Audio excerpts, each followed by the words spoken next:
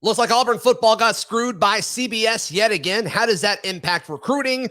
Also, where does Auburn stand with some of their top targets? Well, Zach, I actually just finished crushing some chicken farm, and I am freaking ready to rock and roll. You are Locked On Auburn, your daily podcast on the Auburn Tiger, part of the Locked On Podcast Network, your team every day. Yes, welcome on into Locked On Auburn, your daily Auburn Tigers podcast. I'm your host, Zach Blackerby. Thank you so much for making Locked On Auburn your first listen every single day. Today's guest, someone that we love way more than our friends at CBS, John Garcia, the recruiting director at Sports Illustrated and Locked On Recruiting Insider. John, news came out yesterday, Wednesday morning, that Auburn would be kicking off against Penn State on September 17th at 2:30. Many of us assumed this would be a night game. Auburn went up to Happy Valley a year ago. They had a ton of recruits there because the atmosphere was electric. Auburn was looking forward to kind of getting their turn to court some of these guys, maybe have some official visits, a ton of unofficial visits to see what Jordan-Hare Stadium had to offer in a non-conference matchup. They don't get that. Does that actually matter as much in recruiting, or is that just something fans like to say? It's probably a bit of both, Zach. Certainly from a atmospheric standpoint, yeah. I mean, obviously, we all saw what it looked like last year at night. So the chance to reciprocate that is certainly something that, I certainly look forward to. And it's understandable how that's like the ideal setting. An evening game, national spotlight, it gets dark right around halftime, and that second half becomes just the loudest thing you ever heard. That matters in recruiting. Now, will it still be freaking loud? Yeah, of course it will, and it'll still be good. But I think where it hurts you from a recruiting standpoint, beyond the atmosphere itself, is the logistics. The later the game, the more time for kids and their families to get on the road. I mean, 99% of these kids are playing on Friday nights. The games last till 10 or 11 o'clock. You're beat up, you're banged up. You want to eat, you want to get some sleep. So if you got to hit the road before lunchtime the following morning, it's just a little bit harder. And those night games afford you just more time to get there and hit the road, particularly if you think of where Auburn recruits from. If you're recruiting a kid from Louisiana or Miami or, somewhere in Florida, it just takes that much longer. So you would have a little bit more flexibility in getting there ahead of a night game versus a 2:30 kick. But look, for official visitors, it won't really change anything. Those kids are flown in on Auburn's dime. So if you're still building up for a big weekend there, the front end of it can still be accomplished. But yeah, it does feel a little unfortunate for Auburn, just in terms of an ideal home setting to not have that game at night. But it's football, right? You got to adjust and go from there. So I still think it'll be a huge recruiting weekend on the Plains. And again, those official visitors aren't affected, and those are still the most important. Sure. Right. Yeah. I mean, just this being a year where Auburn doesn't get Georgia or Alabama at home, I think they were kind of looking at Penn State to kind of, have another opportunity to have as many kids as possible on campus. And so now your biggest ones, you got a chance for maybe an LSU home game, maybe a Texas A&M home game. But after that, I mean, as far as just how attractive the opponent is, like Arkansas at night doesn't quite have the same ring as a Penn State or an LSU or a Texas A&M.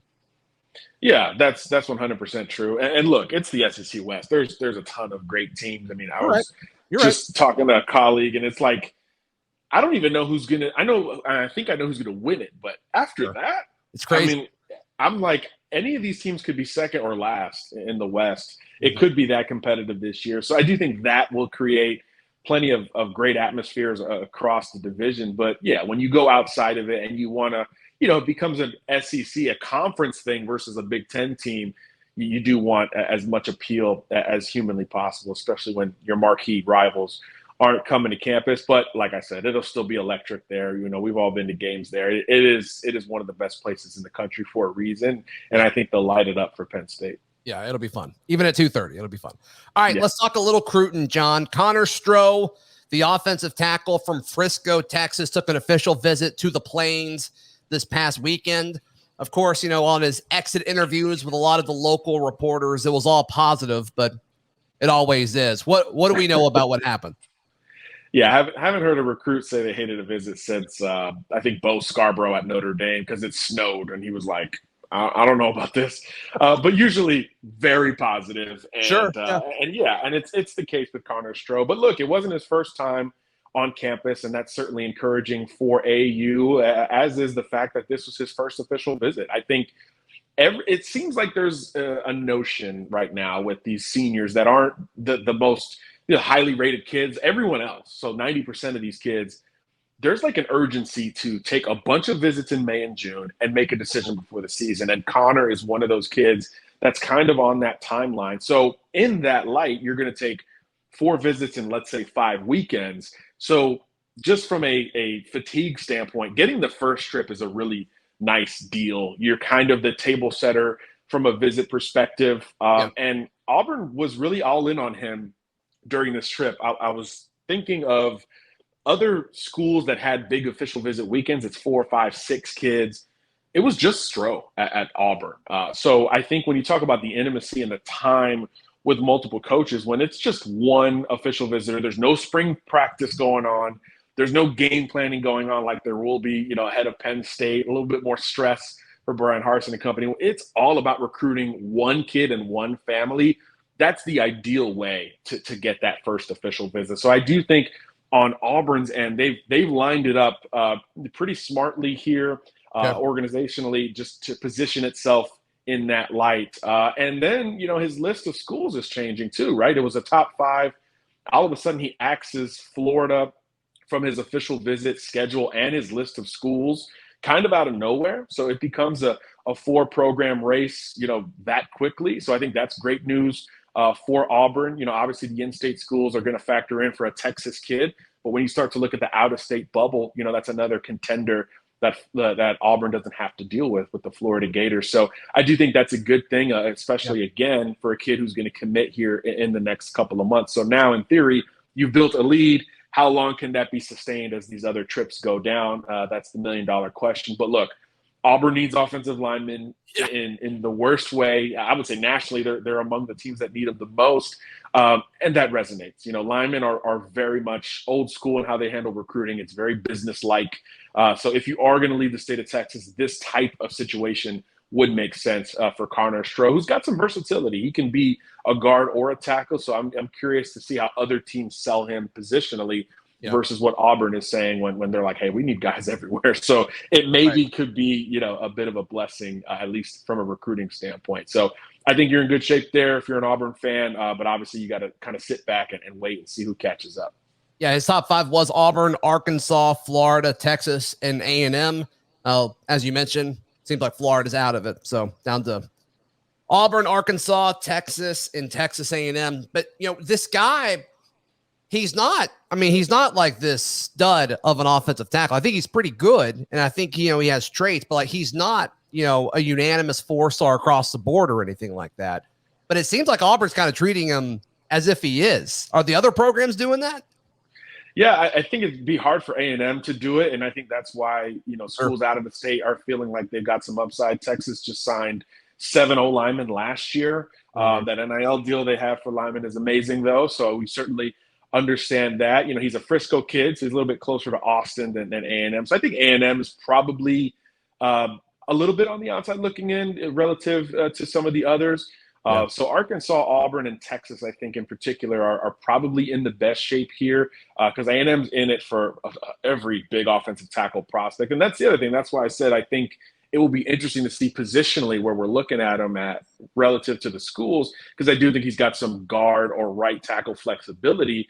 But if he's, one of these kids that's like, hey, I have to play tackle, then maybe that will affect his decision accordingly. So it will be interesting. But yeah, like you said, there are guys higher on the board at other schools relative to probably Auburn and Arkansas in particular that are more like, hey, we trust what we look at first in the recruiting process. And they're probably not targeting as many linemen as a Texas A&M, which is probably a good thing for Connor Stroh. Sure, absolutely. Connor Stroh, the 6'6", 345 pound tackle from Frisco, Texas. All right, in just a moment, John, I want to get your thoughts on an in-state prospect, and there's a detail about his recruitment that makes me think there's no way this guy doesn't pick the Auburn Tigers. But first, I got to tell you about our friends at Built Bar. Look, they've got this new puff, and we talked about the birthday cake puffs for weeks here on the show, but they now have brownie batter puffs, and the way they describe these things, it's just like licking the brownie batter out of the bowl, except it's packed with protein, not a ton of sugar, it's low calorie. How can you beat that? You can't. You can't. And you've heard me talk about Built products for years, and I can't wait to get my hands on some of these Built brownie puffs. So be sure to check out these and all the other flavors. Are constantly rotating things in and out at built.com. And be sure to use promo code LOCK15 to get 15% off your order. That is promo code LOCK15 for 15% off at built.com. John Garcia, our guest, the next guy I want to talk about with you, Jeremiah Cobb, a 4-star running back up from Montgomery, just about 45 minutes away from the Plains. Put out a top 6, John. Auburn, Clemson, Georgia, Tennessee, LSU, and Texas. And there's some heavy hitters there, especially when you look at running back and all of that. The fact that Georgia wants you as a running back, I think that's pretty telling. But his main recruiters appear to be Zach Etheridge and Cadillac Williams. And it's just like, if you're an Auburn fan wanting this guy, like, what else do you want? How else would you go after him other than putting Zach Etheridge and Cadillac Williams on him? Yeah, those are great starting points for the Tigers. And look, I think when you look at, okay, how does Auburn have a, plant the flag moment in recruiting? There's really two methods.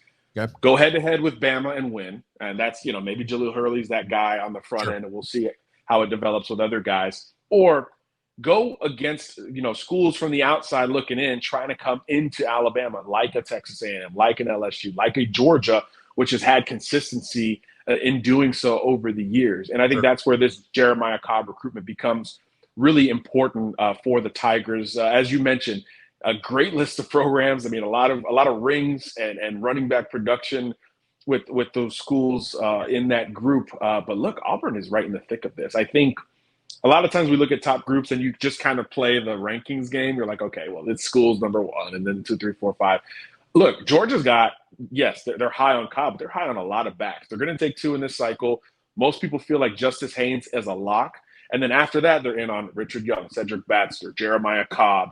They just offered Roderick Robinson, another Auburn target. There's a lot of other backs that are really high on UGA as well. So will there be a spot for Cobb when he's ready to decide? I'm not sure. I think the bigger threat could be the other Tigers. Well, there's 2 other Tigers, but the Clemson ones, the ACC Tigers in this race, because talking to him the last time I seen him, Zach, he was really excited about Auburn, the in-state school. That's certainly the pull locally that he was looking for, and he does feel like a priority there. As you mentioned, Cadillac recruiting him that's about as good as it gets. Right. But the school he wanted to hear more from was Clemson, which finally offered him a scholarship in the middle of May. So he's reciprocated that with some visits and stuff like that. So I do think the battle could be Auburn versus Clemson there in the end. Now, what's unclear with Jeremiah right now is the timeline. I do think that there's some flexibility there. Like I said earlier, most prospects want to get it done before the season begins. I think that's probably what Cobb will do, but it's not set in stone yet. So if you're an Auburn fan, you're rooting for sooner rather than later. If he does follow that timeline, I think you feel pretty good. If it extends into the season, I think he takes more visits. He gets out to Clemson. Maybe Tennessee becomes a factor. 2 of his teammates signed with the Vols just last cycle. So that could be something to keep an eye on. He also has teammates at Clemson as well. And Montgomery Catholic's a great program that has kids everywhere, obviously. So, I don't know how big of a factor that will be, but the longer it goes, that's where Tennessee and Texas, maybe LSU, can make some headway. But on the front end, I'm viewing this as Auburn versus Clemson with a sprinkle of Georgia relative to how the rest of their board shakes up. And again, you want to plant the flag, you keep Jeremiah Cobb home. There's a lot of other targets in state that you're going to be in a similar race for, but I think he's one of the ones you feel best about if you're an Auburn fan at this moment. And again, especially if he moves up that timeline and starts to think about a commitment here in the next few weeks, then you feel even better about it. I mean, this is a guy you got Zach Etheridge and Carnell Williams saying, hey, you could start in the SEC as a true freshman. We all assume Tate Bigsby will be in the NFL after this season. He could. Yeah. I mean, and I think, the biggest opponent of that would be Jarquez Hunter. And, I don't know exactly how much of a lead back he is. I think he's a good role player, a good piece of the offense, but even then, like you get 50% of the market share when it comes to carries. Like what a pitch. Yeah, and Cobb's a little bit bigger, a little bit more comfortable a lot more comfortable catching the ball out of the backfield relative to Hunter, who's more of a one-cut guy, hard runner, pound for pound. But Cobb's production last year was unbelievable, over 2,000 yards for the Knights there at Montgomery Catholic, and I think his build is built for the SEC as well. Hunter, a little slimmer type of back, so they really could complement one another in an offense like Auburn's. I certainly don't think he'd get a ton of carries as a freshman at Georgia. Clemson's got a couple of good young backs. We're still waiting to figure out a little bit more there, which is why, again, I think if it goes into the season, he'll get a better idea for that Clemson angle, and that could hurt Auburn in a certain light. So I think the ability to stay close to home, play early, and again, that Cadillac element cannot be undersold in the recruiting process. Him having been there and done that says a ton for recruits. I think when you're growing up in Montgomery, you obviously know a ton about Auburn and the history, but to then be recruited by one of those guys, it does hit different. Many kids have said that, and I know Jeremiah feels the same way. Sure. John Garcia, our guest, talking all things Auburn recruiting today. In just a moment, I want to get John's thoughts on really just the timeline. Interesting timeline, interesting series of events when it comes to an Auburn target right here on Locked On Auburn. And thank you so much for making Locked On Auburn your first listen every single day. John, I want to talk about Anthony James for a moment. This 4-star defensive lineman was committed to Texas A&M. Auburn offers him, and then 2 days later he decommits. Is that just a happy coincidence? Or I don't know. There's not a whole lot of coincidences when it comes to recruiting, I don't think, but would love your thoughts on this. Yeah, I mean, James had been committed to A&M for over a year at this point. And I do think there's two things that I think spurred part of the move, at least from an outside perspective. Like you said, he continued to pick up a couple of offers, Auburn being there 3 days before he decommits, but he was also beginning to take visits. And I think that's what, could really move things towards a decommitment. He was up at Washington. He's planning to get to Miami and Florida, maybe Auburn thereafter. So he kind of, I think, felt a second wave of, hey, I'm kind of coveted all over the country all of a sudden, even though I've been committed to A&M so long. And that's why early commitments are so are received with so many mixed reviews, because it's like, man, now we got to hold on to him for such a long time. And then during the time that A&M had him committed, they signed the best class in the country that was really loaded up front from a pass rusher and defensive line perspective, where, of course, Anthony James lines up. So from a business perspective, you have to understand what you could be up against when you do get to College Station for good. So the decommitment here made a lot of sense, and typically you don't go back to the school you backed off of the commitment from. So I think Washington, Miami, Florida, and Auburn are schools that are going to benefit from this the most. But you also have to think of how he's going to go through the process this time around. I do think he's a little bit more patient, takes his time, and that's a good thing for Auburn, because I don't think he's ever been to the Plains. He just got the offer, May 19th. So it's also recent for him. Jimmy Brumbaugh, we talked about great Auburn assistants who have been there, done that. I mean, Jimmy Brumbaugh can sell similar at a school like Auburn. So I think that will resonate with a kid like Anthony James down the line. And you get him on campus for a visit, and you go from there. Yeah.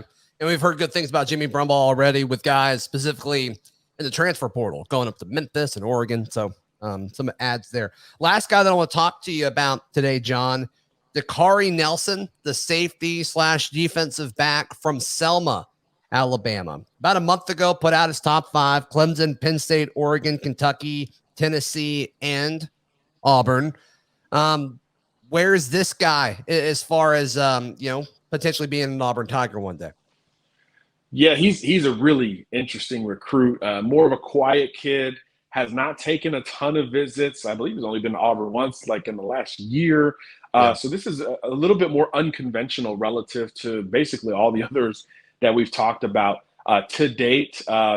He's got a close friend, Jeremiah Wright, on the Auburn roster right now. Selma hasn't really had a lot of high-profile football recruits. I think Wright was the last one that came to mind for me in looking at Dakaari Nelson, but he's also emerged around the same time Wright did, as an upperclassman kind of out of nowhere. And then it's become this huge race for his services. I do think Penn State and Kentucky are interesting in this race. He has taken he set a couple of visits to get up to those programs. So if you're Auburn, you just need to get him back on campus, because that's really been kind of hard in this Nelson recruitment. Maybe it's an official visit, something of that nature, but you got to get him back on campus and go from there. There's stability in the secondary for Auburn. I think relative to other positions on that roster over the last few years, you have to feel better about recruiting defensive backs if you're a Tigers fan.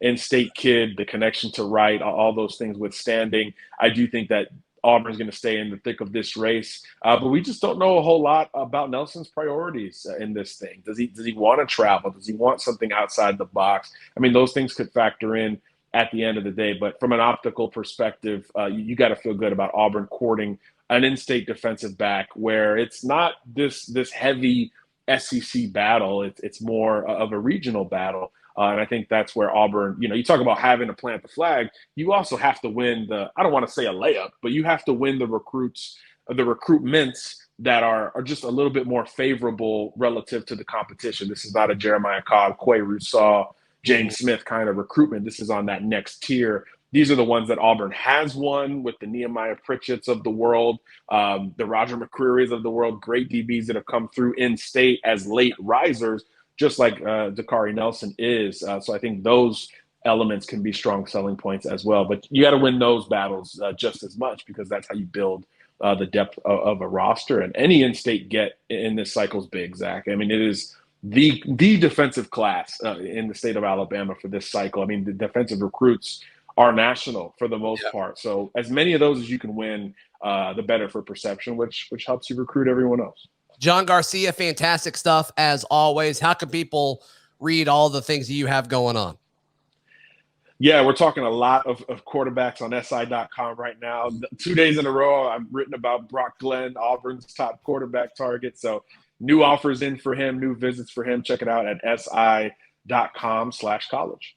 Yep, you won't regret it. That is John Garcia, our weekly guest and our recruiting insider. We'll be back tomorrow right here on Locked On Auburn.